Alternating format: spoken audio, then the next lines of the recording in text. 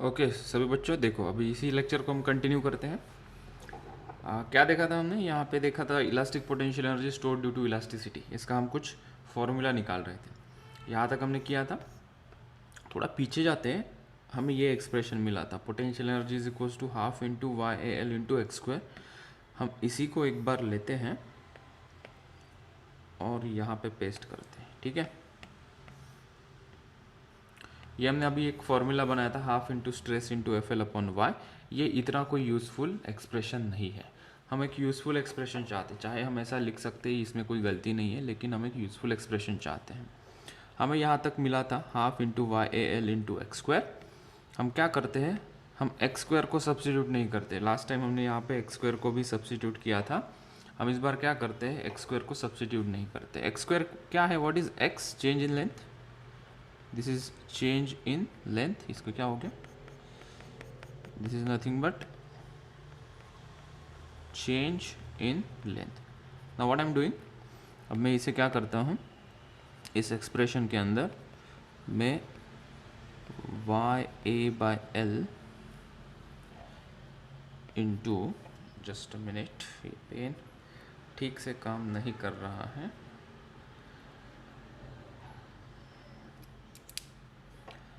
ये जो x square है यहाँ पे, फिर से पेन काम नहीं कर रहा है। हाँ, तो मैं ये कह रहा था, what is X? X is nothing but again change in length. So what I am doing, potential energy के अंदर ये जो half into Y A by L into x square है, मैं इस एक्सप्रेशन को एल से मल्टीप्लाई करता हूँ और एल से डिवाइड करता हूँ। इससे क्या मिलेगा देखते हैं।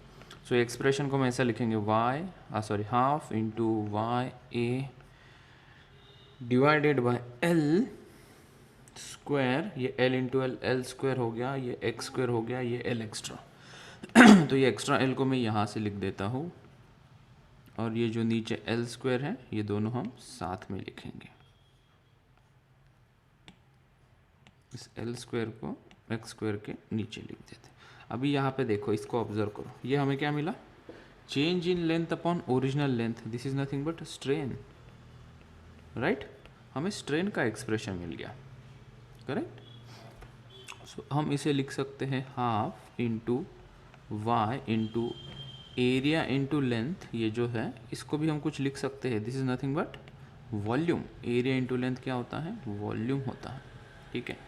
तो Young's modulus is y, half into Young's modulus into ये volume into x square by l square. ये क्या हो गया, ये स्ट्रेन का स्क्वायर हो गया, ओके। हम एक लास्ट अभी सब्स्टिट्यूशन करते हैं। यंग्स मॉडुलस क्या होता है, लॉन्गिट्यूडिनल स्ट्रेस अपॉन स्ट्रेन। तो वो सब्स्टिट्यूट करके देखते हैं एक्सप्रेशन क्या मिल रहा है, half into stress divided by strain into volume into ये स्ट्रेन का स्क्वायर बन रहा है, ठीक है। तो इसको हम ये कट कर देते हैं, तो हमें जो एक्सप्रेशन मिल रहा है, this is final product, half into ये रहा स्ट्रेस, स्ट्रेन को इधर से लिख देते हैं, और ये रहा इंटू वॉल्यूम। तो ये हमारा potential energy stored inside a stretch string या वायर कह लो उसे, ये उसका एक्सप्रेशन हमें मिल गया, half into stress into strain, ठीक है। इससे तो बढ़िया लग रहा है ये कोई गलत नहीं किया हमने, बस यहाँ पे ये सब्स्टिट्यूट नहीं करना चाहिए था एक्स स्क्वायर को, ये चीज़, क्योंकि उससे कोई यूज़फुल और ऐसा स्ट्रेस स्ट्रेन और वॉल्यूम के टर्म में आंसर नहीं मिल रहा था, ठीक है। अब इसी को हम दूसरे तरीके से करते हैं। पहला तरीका था कि हमने पोटेंशियल एनर्जी स्प्रिंग के अंदर स्टोर होती है, उसी का भैया एक्सप्रेशन यूज़ करके उसको एक्सपांड किया था, और हमें फाइनली ये आंसर मिल गया। इसका और एक तरीका होता है करने का, यहाँ पे देख लो, सेम है, बस इंटीग्रेशन का थोड़ा इस्तेमाल यहाँ पे करना है। जैसा कि क्या चल रहा था यहाँ पे, हमने कोई एक्सटर्नल फोर्स लगाया किसी एक क्रॉस सेक्शन एरिया के वायर में, जिसकी ओरिजिनल लेंथ एल थी, किसी एक एंड से उसे फिक्स था। ज़रूरी नहीं कि वो फिक्स हो, तुम दोनों एंड से उसको खींच भी सकते हो। फिर हमने क्या किया कि मानते हैं कि भैया इसकी इलांगेशन होगी total delta L, F force लगाने से ये टोटल डेल्टा एल से खींच गया। तो हम जानना चाहते हैं कि इसके अंदर कितनी पोटेंशियल एनर्जी स्टोर हो जाएगी। ये इलास्टिक बॉडी है, तो हमने क्या किया, पहले नोट मैंने यहाँ पे लिखी है, वो पढ़ते हैं।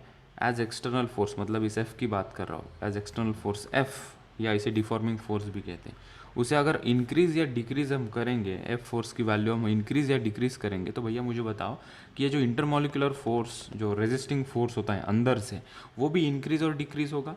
मतलब फोर्स की वैल्यू तुम बढ़ाओगे तो रेजिस्टिव फोर्स भी बढ़ेगा, फोर्स की वैल्यू कम करोगे तो रेजिस्टिव फोर्स भी कम रहेगा। मतलब ये जो एफ फोर्स वेरी करने से इंटरनल रेजिस्टिंग फोर्स भी कैसा है, वेरी हो रहा है। इसलिए हमने कहा कि restoring force, that is intermolecular restoring force, is also varying which depends upon F. जैसे एक फ्रिक्शन में देखा था ना, फ्रिक्शन एक्सटर्नल फोर्स एफ बढ़ाने से फ्रिक्शन की वैल्यू भी क्या होती है, सेल्फ एडजस्टिंग। तो वैसे ही इसका नेचर है, restoring force is also self adjusting. जितना एक्सटर्नल फोर्स खींचोगे उतना अंदरूनी इंटरनल फोर्स बढ़ेगा या कम होगा। ओके भाई, ये ध्यान में रखते हुए हम क्या करते हैं, हम कंसिडर करते हैं कि टोटल इलोंगेशन भैया डेल्टा एल है, मान लिया एफ फोर्स हम लगा रहे हैं, हाँ जी। हम ऐसा कंसिडर कर लेते हैं अभी कि लेट से कि मैंने जब इसको एक्स लेंथ से खींचा, भैया टोटल डेल्टा एल लेंथ से ही खींचा है हमने, लेकिन मानते हैं थोड़ी देर के लिए कि हमने इस लेंथ को ओरिजिनल से एक्स लेंथ खींचा, ओके, और खींचते ही चले जा रहे हैं। हाँ, हमने एक्स लेंथ खींचा और उसके बाद हम डेल्टा एक्स और खींच रहे हैं। एक्स लेंथ खींचा ही खींचा, उसके बाद हम डेल्टा एक्स खींच रहे हैं, और टोटल कहाँ तक खींचते जाना है, यहाँ तक, दैट इज डेल्टा एल तक। तो हम कहते हैं कि एक्स तुमने खींचा, बहुत बढ़िया, उसके आगे तुमने डेल्टा एक्स लेंथ खींचा। जब तुमने डेल्टा एक्स लेंथ उसको खींचा, तब इसके अंदर कितना वर्क डन तुम्हें करना पड़ा, एफ फोर्स लगा रहे हैं ना भाई हम, तो फोर्स लगाओगे वायर के ऊपर, वायर एक्स लेंथ ऑलरेडी खींची है, उसके आगे डेल्टा एक्स लेंथ मुझे और खींचना है, तो कितना मुझे वर्क डन करना पड़ेगा ये निकाल लेते हैं। और यही वर्क डन जो वायर के अंदर हम कर रहे हैं, यही वर्क डन इसके अंदर पोटेंशियल एनर्जी के रूप में स्टोर होगा, और वही उसको हेल्प करेगा बॉडी का शेप एंड साइज रिस्टोर करने में। तो हम इतने पोर्शन डेल्टा एक्स अमाउंट के लिए कितना वर्क डन लगेगा वो निकाल लेते हैं, इंटीग्रेट करके total delta L amount length के लिए कितना वर्क डन करना पड़ा वो हमें निकल के आ जाएगा। और वर्क डन आ गया मतलब पोटेंशियल एनर्जी आ ही गई। So let's say a material is elongated by distance x, then originally we will find work done in elongation by delta X amount. X amount से खींचा है और उसके आगे डेल्टा एक्स खींचने में और खींचने में कितना काम करना पड़ेगा, तो हम लिखेंगे dw is the work done in stretching by delta x amount which is equals to force into displacement. delta x is nothing but displacement. भाई इंटीग्रेशन करेंगे क्योंकि फोर्स वेरी हो रहा है, यहाँ से यहाँ और खींचोगे तो फोर्स थोड़ा ज़्यादा लगेगा ना भाई, 2 सेंटीमीटर खींचने में कम फोर्स लग रहा है, और वहाँ से और 4 सेंटीमीटर खींचने में थोड़ा ज़्यादा फोर्स लगेगा ना, क्योंकि force is directly proportional to displacement. अच्छा, हम क्या करते हैं, अभी इस एफ फोर्स को ना सब्स्टिट्यूट कर देते हैं। हमारे पास एक फॉर्मूला है स्ट्रेस बाय स्ट्रेन का, यंग्स भाई ने बताया था, stress is nothing but force upon area, strain is nothing but delta L by L. अच्छा सर, आप यंग्स मॉडुलस से क्यों ले रहे हो, अरे भाई सिर्फ यहाँ पे लेंथ चेंज हो रही है ना, अलॉन्ग द लेंथ हम खींच रहे हैं, कोई शेयर फोर्स नहीं लगा रहे ना हम, उसके ऊपर कोई प्रेशर लगा रहे हैं, हम सिर्फ फोर्स लगा रहे हैं, और फोर्स के कारण क्या चेंज हो रही है, इसकी सिर्फ लेंथ चेंज हो रही है, उसी की तो बात चल रही थी, इसलिए हम यंग्स मॉडुलस ले रहे हैं। तो change in length upon original length is strain, force upon area is nothing but stress. तो इस एक्सप्रेशन को हमने सिंप्लीफाई किया, एफ एल अपॉन ए इंटू डेल्टा एल। ओके, तो यहाँ पे हम फोर्स के टर्म में इसको रिप्रेजेंट करते हैं, that is Y A delta L upon L. यहाँ पे हमारे वेरिएबल के टर्म में जिस सिंबल हमने यूज़ किया उस सिंबल को हम रिप्रेजेंट कर देते हैं। यहाँ पे हमारा delta L change in length कितनी थी, एक्स अमाउंट से चेंज इन लेंथ हुई थी, ओरिजिनल लेंथ कितनी थी एल, वो नीचे एल लिख दिया। इस एफ फोर्स की वैल्यू को हम यहाँ पे सब्स्टिट्यूट कर देते हैं, Y A X upon L. क्या कांस्टेंट है भाई, Y A and L is constant, these are the initial dimensions and the properties of this rod before applying external force, तो वो तो कांस्टेंट है। अंदर क्या बचेगा, एक्स इंटू डी एक्स, और एक्स का integration X square by 2, lower limit 0, upper limit delta L, upper limit minus lower limit करेंगे तो Y A by L, Y A by L तो एल है ही, एक्स की जगह पे डेल्टा एल बाई एल आ गया, ये बाहर का एल अंदर ले लिया। अब इस एक्सप्रेशन को देखते हैं हम, Y A delta L upon 2L, इसको जैसे हमने पहले किया था, एल से मल्टीप्लाई करो, एल से डिवाइड करो, तो डिवीजन में डिवीजन में एल स्क्वायर हो जाएगा, ऊपर डेल्टा एल स्क्वायर है, तो ये टर्म को हम क्या लिख सकते हैं, इस टर्म को क्या लिख सकते हैं, स्ट्रेन का स्क्वायर, ठीक है। और ये जो एरिया इंटू लेंथ है, इसको एरिया इंटू लेंथ को क्या लिख सकते हैं हम, वॉल्यूम। तो हमारा एक्सप्रेशन क्या हो गया, half into this is half into Young's modulus into volume into strain का स्क्वायर। यंग्स मॉडुलस को सब्स्टिट्यूट कर दिया स्ट्रेस बाय स्ट्रेन, तो एक स्ट्रेन और एक स्ट्रेन कट हो गया, तो हमें फाइनली रिजल्ट मिल गया work done is nothing but half into stress into strain into volume which is nothing but stored in the form of potential energy. यही एक्सप्रेशन थोड़ा पीछे जाके देखते हैं तो ये भी और वो भी सेम ही है एक्सप्रेशन। यहाँ पे डिफरेंट तरीके से किया है, वहाँ पे डिफरेंट तरीके से हमने रेसिपी बनाई, लेकिन सब्जी सेम बनी है।